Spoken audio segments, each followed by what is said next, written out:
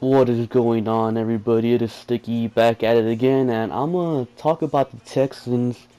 Something I haven't really talked about in a while. I've been kind of changing the direction of my channel lately, but I'm gonna talk about my thoughts on their season and what they should do on the off season. I initially wasn't gonna make this video, but it was requested by Gregory Rogers, so you could go ahead and thank him for me making this video. Anyways, let's just dive right into my thoughts. Okay, so the Texans finished at 9-7 for the third consecutive year and made the playoffs for the second consecutive year. If we're being realistic, the Texans should have finished 11-5, but we rested the starters versus the Titans in Week 17, and we all know what happened in Mexico City. That was fucking bullshit. Now, the Texans went on to destroy the Raiders in the wild card round, something that would have happened even if Derek Carr was there. So I don't want to fucking hear it. And then in the divisional round, Houston, for once, went on to have a competitive game with New England. If Fuller and Federowicz don't drop easy touchdowns, and if our special teams wasn't so special, who knows how the game could have turned out. I am very happy with the outcome of the season with the horrendous QB play and the Watt and Kevin Johnson injuries, as well as some other injuries throughout the season like Clowney, Merciless, Boye, Derek Carr, Brian Cushing, and Dwayne Brown, to name a few. Those are some pretty key players if you ask anyone that's a Texans fan or anyone that knows football in general. I, however, was not satisfied with the O'Brien leaving Houston talk. It makes me wonder what really happens behind closed doors, like if Rick Smith and Bill O'Brien really have issues going on. Anyways, on to the offseason, like these past few weeks. At first, I was a bit skeptical of the whole Mike Vrabel being our new defensive coordinator, but then I was later informed that Romeo Crennel was promoted to assistant head coach, just in case Vrabel fails. And that's good, I guess. I mean, we were bound to lose Vrabel at one point, but promoting him to defensive coordinator probably lets us keep him, and I'm pretty sure Crennel doesn't want to coach anywhere else, so that's good. And thank God George Godsey is gone. He was one of the biggest problems with the offense. Oh, I cannot stress this enough.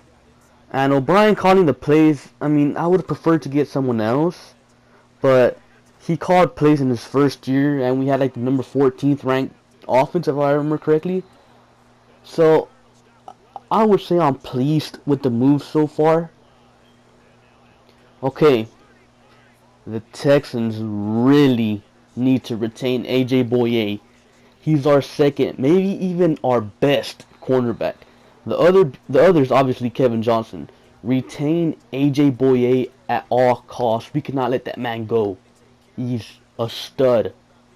Another player we must try to retain is outside linebacker John Simon. He's a great piece player, meaning he's not great, but he's also not bad. He just gets the job done. Keeping Simons, means we get the liberty of moving Clowney around everywhere, and you saw what Clowney did to freaking Brady right down the middle, made him cry one time when he hit him. We should also consider re-signing Quentin Demps. I mean, he's our best safety. He got, I think it's like 5 or 4 games in a row with an interception, and unfortunately he wasn't there for the Patriots game. Had he been there, I think he would have made a difference, because Corey Moore, yeah, that was horrible play by Corey Moore. Now, Brian Cushing is getting paid like a top linebacker, but he's no longer a top linebacker. He's not even our best middle linebacker. McKinney is our best middle linebacker. I'm not saying to cut Cushing, because then we'd have like no one on that second inside linebacker spot, but if it's possible, make Cushing take a pay cut. Okay, now, Kareem Jackson is currently our 4th best corner. And he isn't very good when he's turned around. Like, he panics or something. He's like back to that 2010 horrible Kareem Jackson. I don't know what the fuck happened to him. But in the game against New England, I noticed something, and it was pointed out to me that Kareem Jackson played free safety for a few snaps, and I think that's an indication of what's to come with Kareem Jackson. I think Kareem Jackson will move to safety next season because we have three outstanding corners in AJ Boye, Kevin Johnson, and Jonathan Joseph. Even though he's getting up in age, Kareem Jackson is a great tackler, which is something that's essential for a safety to succeed in the NFL. And he's good at covering when everything's in front of him. And as a safety, that's pretty much what happens most of the time. Everything's in front of you. So I say you make Kareem Jackson take a pay cut and then move him to safety. These are some minor moves, but the Texans should consider cutting Brandon Whedon and backup center Tony Bergstrom. That frees up $5 million in cap, so it gives you like a little bit of room. I mean, they don't even play at all, so yeah. Another thing we have to do is definitely pick up Clowney's fifth-year option because he's about to go into his fourth year, and then we have to extend DeAndre Hopkins. That's a must. Got to extend Nuke. Okay, now the Texans' offensive line is terrible on the right side. Dwayne Brown is still a solid left tackle. Suafilo is a horrible pass blocker, but his run blocking makes up for him. So he's kind of mediocre, I guess, which we can probably deal with. Our undrafted center, Greg Manx, was surprisingly good all season. He should keep a starting job, in my opinion. Our right guard, Jeff Allen, and yeah, he was garbage. And Derek Newton, as much as I hate to say it, I think his career is likely done. And Chris Clark, he sucks. In 2016, the Texans drafted a center in the second round. He was graded as the second best center that year. Unfortunately for the Texans, he suffered a season-ending injury, but lucky for them, they found a good, solid center in Manx. And to make things even better, our rookie center Nick Martin, brother of Dallas Cowboys All-Pro guard Zach Martin, can also play guard, pretty much addressing the right guard spot for the Texans. And for the right tackle, we'll get on into it later. Now on defense, I know you've probably heard of all the Wolford retirement talk, but we have an outstanding rookie nose tackle in DJ Reader. He was without a doubt our best draft pick in 2016 so far. And we also get JJ back, which will only make our defense like 10 times better. And another player to look out for is undrafted rookie Joel Heath out of Michigan State. He was a great find and will continue to develop into a great defensive end opposite J.J. Watt. The possibilities with this defense will be endless with all the talent on the front nine.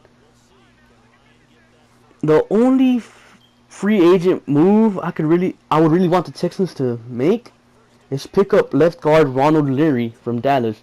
He'd be an immediate upgrade over Xavier Suafilo. And I'm yet to look at names in the draft. That'll come later, like after the scouting combine in a month. But I do know that the Texans really need to draft the right tackle in the first round. There's like 3 first-round right tackles in this draft. Odds are that the Texans will get one, I'm hoping for at least, unless Mitch Trubisky somehow falls to 16 or around there. Then I could totally see the Texans trading up to scoop him up. Because he's, in my opinion, the only good quarterback in the draft. I might be able to see them doing the same with Watson, but in my opinion, he's not all that great. With the second round pick, Houston should draft another inside linebacker, but an athletic one. One with the ability to cover quick running backs. Something McKinney and Cushing struggle to do. We saw it in the first game against Oakland in Mexico City, and we also saw it in the divisional round against New England. Linebacker cover skills is one of the very few weaknesses of this Texans defense. If they could get that addressed, I mean, again, the possibilities with this defense is endless. Another weakness of the Texans is the long passes we saw Brady destroy us with. But to be fair though, Edelman did push off like a couple of times. And I expect Kevin Johnson's excellent cover ability and J.J. Watt's QB pressure to fix that issue, so it's not something we really have to worry about in my opinion. Third round, Houston should target a safety because Kareem Jackson and Quentin Demps do have an injury history, and I do not trust Corey Moore or Andre Howe to fill in for significant time. 4th, 5th, 6th, and 7th round should be quarterback, corner, defensive line, and tight end. Just pretty much for depth. Quarterback, we might be able to find like a late round prospect that can develop into something special for us. But honestly, I don't like the quarterbacks in this draft class, so I don't think so.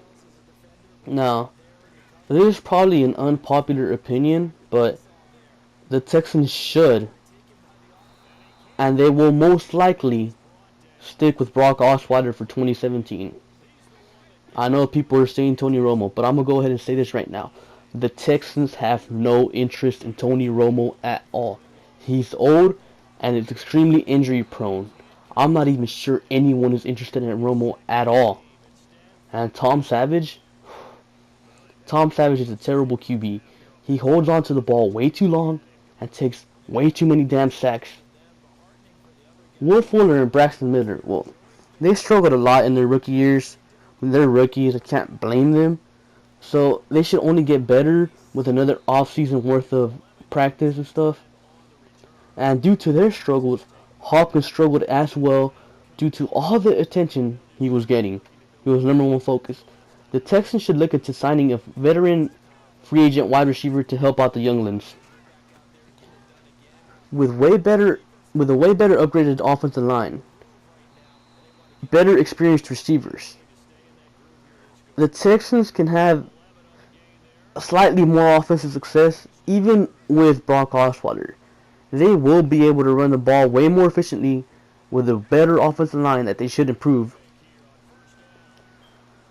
And the improved wide receivers should open up more. They should get more open and help Hopkins out for once with the improved run game. And for the love of God, Houston, use Jonathan Grimes way more than you do. Good thing happens when Jonathan Grimes touches the football. Nothing but good things. He makes people miss, and I don't understand why Jonathan Grimes doesn't touch the fucking ball. It's frustrating. Get Jonathan Grimes more involved. I think he's going to be a free agent, so re-sign Jonathan Grimes and get him involved, O'Brien. And that's what I think of the Texans 2016 season, and it's also what I think they should do in the offseason. Man, if you agree with anything, or if you have like any questions, make sure to comment down below. I'll be more than happy to answer. And if you have any video requests, I'd be more than happy to talk about any topic, like as long as it's football. I'll talk football all day long. I don't care. But again, thank you for watching. Make sure to comment down below, and make sure to subscribe for more content. And if you guys want more football talks, comment down below, please. And just look at this play. I'm sorry, it was supposed to be just background stuff, but look at that. That's hilarious. And he is gonna end up quitting. But anyways, thank you for watching.